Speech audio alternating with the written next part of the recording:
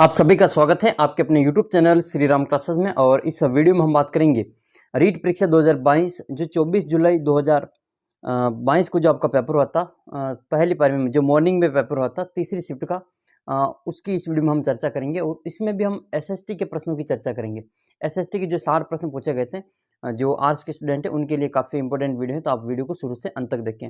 60 ही प्रश्नों के उत्तर आपको इसमें मिलेंगे। तो ये थर्ड शिफ्ट का पेपर है जो 24 को मॉर्निंग में हुआ था, वो वाला पेपर है। पेपर कोड आपके सामने है B है। आपके अगर कोई दूसरा कोड है तो फिर आप प्रश्नों के अनुसार अपने उत्तर की मिलान कर लेना। तो आइए हम इस प्रश्नों को शुरू करते हैं। और इसका जो पहला प्रश्न है 91 नंबर क्वेश्चन, वहां से इसको शुरू करते हैं। तो ये सामाजिक जो सोशल स्टडीज है, सामाजिक अध्ययन, उसका जो फोर्थ भाग आपके सामने है। 91 नंबर क्वेश्चन आपके सामने है कि भारत के संविधान में संशोधन करने की शक्ति किसको प्राप्त है। तो ये तो आपको ही पता है, सबको आसान सा क्वेश्चन था ये तो इसका आंसर हो जाएगा संसद। तो इसका करेक्ट आंसर आपके इसमें संसद। संविधान संशोधन की प्रक्रिया जो साउथ अफ्रीका से ली गई थी।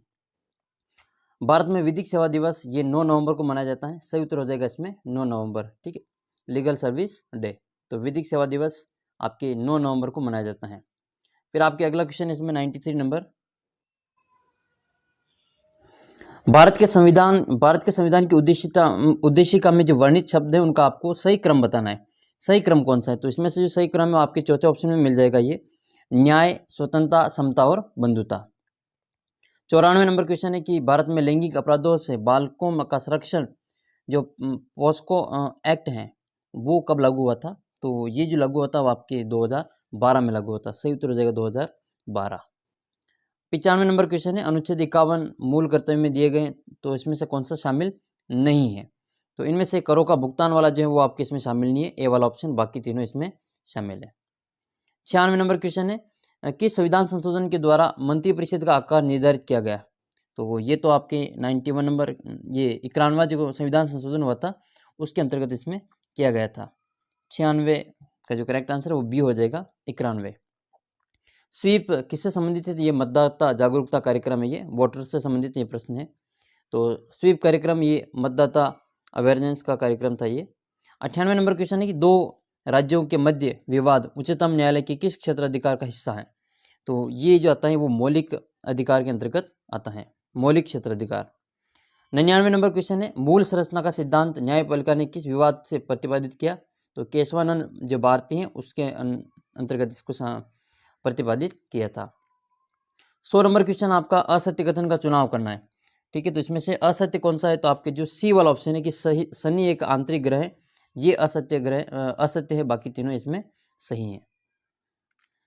101 नंबर क्वेश्चन है जब 0 डिग्री देशांतर पर सुबह के 10 बज रहे हो तो 15 डिग्री पूरी देशांतर पर समय कितना होगा? 101 का जो करेक्ट आंसर वो 11 बजेंगे, प्रातः 11 बजे।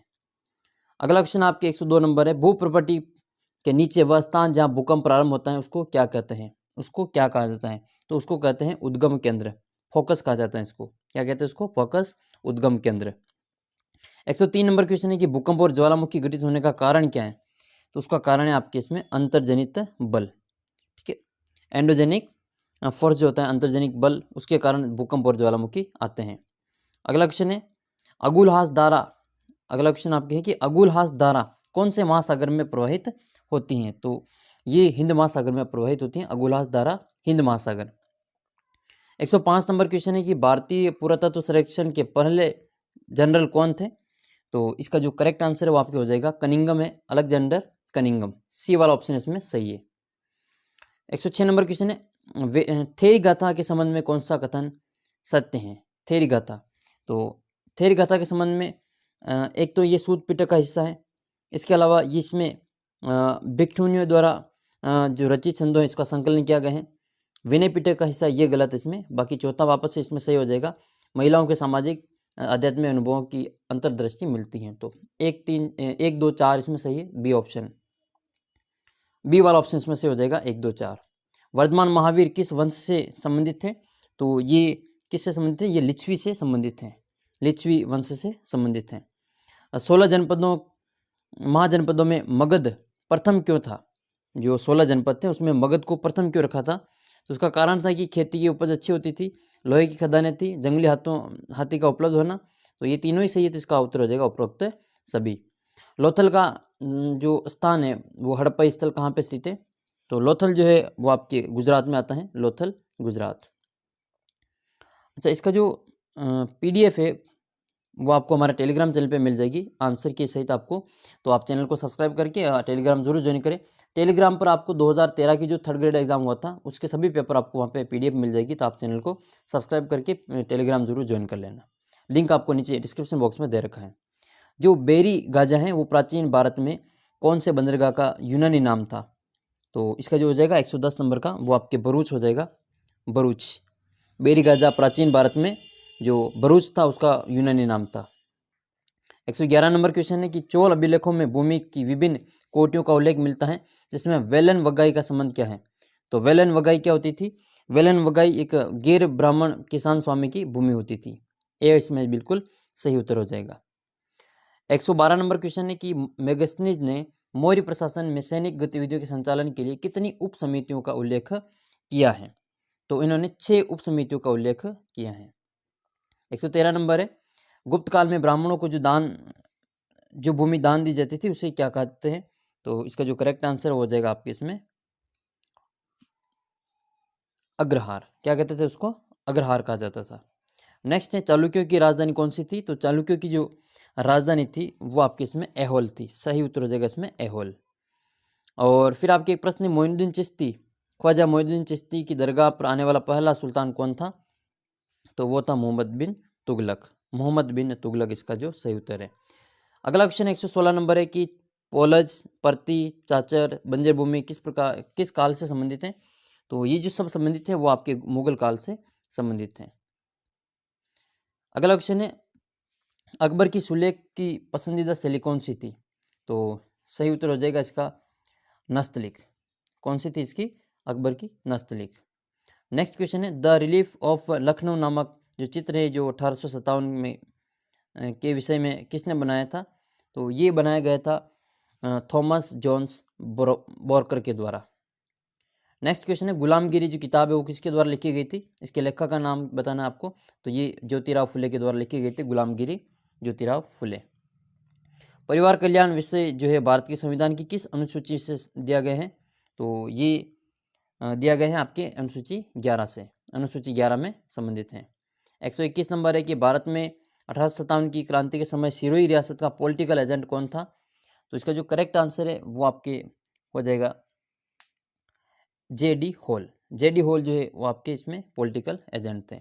मोतीलाल तेजावत किस गांव के निवासी थे? तो मोतीलाल जो तेजावत हैं उसमें ऑप्शन में देखो फलासिया, सामलिया और कोलियारी, और एक और दे रखा है इसमें मानगढ़।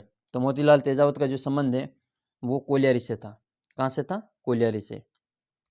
123 नंबर क्वेश्चन है, 1987 में सूर्यमल मिश्रण को कन्हैयालाल सेठिया की साहित्यिक रचना को दिया गया। तो कन्हैयालाल सेठिया को जो पुरस्कार मिला था ये सूर्यमल मिश्रण पुरस्कार, ये किस कृति पर दिया गया था? तो इसका जो सही उत्तर हो जाएगा आपके इसमें शबद। क्या हो जाएगा इसमें? शबद। करेक्ट आंसर आएगा इसमें आपके शबद। ये कन्हैयालाल सेठिया की ही रचना है शबद। हाथल गांव का संबंध राजस्थान के किस एकीकरण रियासत से जुड़ा हुआ था? तो ये जुड़ा हुआ है आपके सिरोही से, सिरोही हाथल गांव। और अगला प्रश्न आपके इसमें कि governor general Lord William Bentinck ने किस दुर्ग को दुनिया का दूसरा जिब्राल्टर कहा था? तो ये तारागढ़ जो अजमेर वाला है इसको दूसरा जिब्राल्टर कहा था। 125 का आंसर हो जाएगा तारागढ़। 126 से आदिवासियों का कुंभ किसे कहा जाता है? तो ये बेनेश्वर को कहा जाता है। बेनेश्वर को आदिवासियों का कुंभ कहा जाता है। नेक्स्ट क्वेश्चन फिर आपके है कि थमनियो, थैलियो, आड़, ठुस्सी नामक आभूषण महिलाओं द्वारा कहाँ धारण किए जाते हैं? तो ये कंठ पर धारण किए जाते हैं। इसका सही उत्तर हो जाएगा कंठ पर धारण किए जाते हैं। अगला प्रश्न है कि Maharaja school of arts and craft की स्थापना किस राजस्थानी शासक द्वारा करवाई गई? तो ये जो स्थापना करवाई गई थी सवाई राम सिंह के द्वारा करवाई गई थी। वालर नृत्य किसके द्वारा किया जाता है? तो वालर नृत्य जो किया जाता है वो स्त्री पुरुष दोनों के द्वारा किया जाता है बिना वाद्य यंत्र के। किस उद्देश्य की संप्राप्ति पर विद्यार्थी किसी मानचित्र में अंकित अशुद्धियों को सही करता है? तो इसका उत्तर हो जाएगा क्रियात्मक कौशलों के विकास में। 131 नंबर क्वेश्चन है कि शिक्षा नई पीढ़ी के समाजीकरण के अतिरिक्त कुछ नहीं है। ये किसका कथन है? तो ये दुर्खिम का कथन है। दुर्खिम ने कहा था शिक्षा नई पीढ़ी के समाजीकरण की अतिरिक्त कुछ नहीं है। Model of understanding level of teaching को इस नाम से भी जाना जाता है। तो ये किस नाम से भी जाना जाता है? तो ये मॉरिसन मॉडल के नाम से भी इसको जाना जाता है। बेंजामिन ब्लूम के संज्ञानात्मक से कौन सा शिक्षण उद्देश्य संबंधित नहीं है? तो इनमें से जो सही सुमेलित नहीं वो आपके अधिग्रहण हो जाएगा, रिसीविंग, आग्रहण, बाकी तीनों इसमें से संज्ञानात्मक से जुड़े हुए हैं। अनुदेशन तकनीक की प्रकृति के अनुसार प्रयोजना विधि संबंधित हैं, तो ये आपकी हो जाएगी LCI, यानी कि शिक्षार्थी नियंत्रित अनुदेशन। 135 नंबर प्रश्न है, मूल्यांकन एवं मापन के संबंध में कौन सा सूत्र सही है? मूल्यांकन एवं मापन के संबंध में कौन सा सूत्र सही है? तो ये जो इसमें बी वाला ऑप्शन है, मूल्यांकन बराबर मापन प्लस मूल्य निर्धारण, ये इसमें सही है। नेक्स्ट क्वेश्चन 137 नंबर है, निम्नलिखित में से कौन सा पद प्रयोजना विधि का भाग नहीं है? इनमें से कौन सा प्रयोजना विधि का भाग नहीं है? तो देखो इसमें सूचना का विश्लेषण करना, ये प्रयोजना विधि में नहीं आता है। 137 नंबर है, जो ये NAP 1986 नेशनल जो एजुकेशन पॉलिसी 1986 वाली में मूल्यांकन को निरंतर और व्यापक बनाने में कौन सा सुझाव नहीं दिया गया था? तो इसमें जो डी वाला ऑप्शन है वो नहीं दिया गया था। प्रश्न पत्र निर्माण में अध्यापकों को गहन प्रशिक्षण की आवश्यकता नहीं होती है, बाकी तीनों इसमें दिए गए थे, तो डी वाला इसमें सही हो जाएगा। 138 नंबर क्वेश्चन है, कक्षा शिक्षण में तुलनात्मक अध्ययन के लिए सबसे उपयोगी सामग्री कौन सी है? तो वो हो जाएगा आपके इसमें ग्राफ। वर्तमान एवं प्राचीन काल की लोक संस्कृति, लोक जीवन का छात्र प्रत्यक्ष रूप से ज्ञान प्राप्त करते हैं, वह स्थान कौन सा है? तो वह स्थान हो जाएगा आपके इसमें भ्रमण पर। करेक्ट आंसर इसमें भ्रमण, प्रत्यक्ष में भ्रमण आएगा। 140 नंबर क्वेश्चन है कि उत्तर भारतीय मैदान में बाढ़ निर्मित नए युवा निक्षेपों को किस नाम से जाना जाता है? तो उनको खाद्य के नाम से जाना जाता है। 41 नंबर क्वेश्चन है इसमें, भारत में बहुतायत से पाया जाने वाला वन कौन सा है? तो वो वन है आपके इसमें उष्णकटिबंधीय पर्णपाती वन। 142 नंबर क्वेश्चन है कि कौन सी रेशा को सुनहरा रेशा के नाम से जाना जाता है? तो सुनहरा रेशा वो आपके जूट है, इसमें जूट इसमें बिल्कुल सही उत्तर हो जाएगा। अगला प्रश्न 143 नंबर, धात्विक खनिज का युग्म आपको इसमें चयन करना है। तो धात्विक खनिज जो है आपके मैग्नीज और लोहा, ये मैग्नीज लोहा इसमें आपके धात्विक खनिज के उदाहरण है। विश्व में सर्वाधिक बिकने वाली कैंसर रोधी औषधि भारत में कौन से पौधे से प्राप्त की जाती है? तो ये कहाँ से प्राप्त होती है? ये आपके हिमालय यव से प्राप्त की जाती है, हिमालयन यव। नेक्स्ट है, भारत के शुष्क अर्धशुष्क मैदानों में पालर पानी का क्या मतलब है? तो पालर पानी क्या होता है? ये वर्षा जल होता है। पालर पानी यानी कि वर्षा जल, जो रेन वाटर होता है उसको पालर पानी कहते हैं। राजस्थान के कौन से जिले में भारत का सबसे बड़ा सोलर पार्क स्थापित किया गया है? तो इसका जो सही उत्तर है वो आपके जोधपुर वाला हो जाएगा, बड़ला जोधपुर। अगला क्वेश्चन है 147 नंबर, मैच करना है इसमें आपको। तो ये देखो, मरु महोत्सव, पतंग महोत्सव जयपुर में, मेवाड़ महोत्सव उदयपुर में, और ऊँट महोत्सव बीकानेर में, और मोरू महोत्सव जैसलमेर में। नेक्स्ट क्वेश्चन है, कौन सा असत्य है? तो ये सभी सत्य हैं। जवाहर सागर, कोटा बूंदी, बैरनवाला, केसरबाग धौलपुर में उष्णकटिबंधीय मानसून वन भी है, लेकिन राजस्थान का कल्प वृक्ष रोहिड़े को नहीं कहते हैं, खेजड़ी को कहा जाता है। तो ये डी वाला इसमें सही हो जाएगा। देखो, इन सभी प्रश्नों के आंसर की आपको PDF सहित आपको टेलीग्राम चैनल पे मिल जाएगी, आप वहाँ से इसको डाउनलोड कर सकते हैं। तो आप चैनल को सब्सक्राइब करके टेलीग्राम चैनल जरूर ज्वाइन कर लेना। और 2013 के जो पेपर है वो सभी मैं आपको वहाँ पे उपलब्ध करवा दूंगा। जो 3rd ग्रेड का एग्जाम हुआ था, जो आपके जनवरी में होने वाला है, वो सारे पेपर आप पे उपलब्ध हो जाएंगे। 149 नंबर क्वेश्चन है, कौन सा सही सुमेलित नहीं है? तो इसमें से जो माही और बाणगंगा ये सुमेलित नहीं है, बाकी सभी सुमेलित हैं। अजमेर के पास स्थित जो पुष्कर में जो वरा मंदिर है, इसका निर्माण किसने करवाया था? तो जो अर्णोराज है, पृथ्वीराज के दादाजी, इनके द्वारा इसका निर्माण करवाया गया था वरा मंदिर का। तो ये थे SST के जो 24 तारीख को जो फर्स्ट शिफ्ट में पेपर मॉर्निंग में पेपर हुआ था, उसके SST के 60 प्रश्नों के आंसर की। आपके 60 में से कितने प्रश्न सही हो रहे हैं नीचे कमेंट बॉक्स में लिख के ज़रूर बताना, और वीडियो को अधिक से अधिक शेयर जरूर करना। अगर आपको लगता है कि आपके उत्तर इसमें लगभग सब सही है, सब सही बताए गए, तो आप इस वीडियो को अधिक से अधिक शेयर करना, टेलीग्राम चैनल को ज्वाइन कर लेना और इस चैनल को सब्सक्राइब कर लेना। जल्दी मिलते हैं आपको अगले वीडियो में, तब तक जय हिंद, जय भारत।